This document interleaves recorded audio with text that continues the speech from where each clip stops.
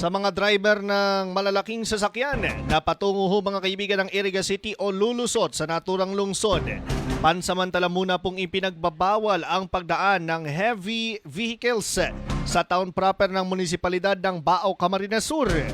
Sa kasalukuyan kasi dumadaan po mga kaibigan ng spillway sa Santa Elena ang mga sasakyan kasama na ang heavy vehicles para lamang makatawid patungo ng lungsod ng Iriga.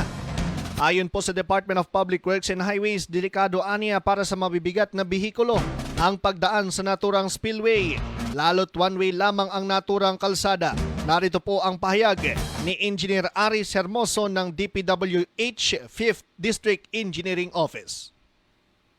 Sa delikado po talaga kaya, kasi in one way na lang po itong spillway dyan sa may Santa Elena. So ang rerouting ka po, ang agita po, digdi sa Diversion Road na and light vehicles lang po and one way lang po yung duman sa Santa Elena.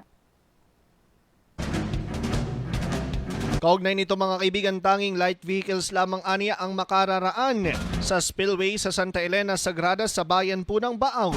Samantala, sinisikap na rin naman aniya ng DPWH na magawa ng craneway or road access sa tabi ng nasirang Waras Bridge upang makadaan aniya ang mga residenteng nagnanais na tumawid sa lugar.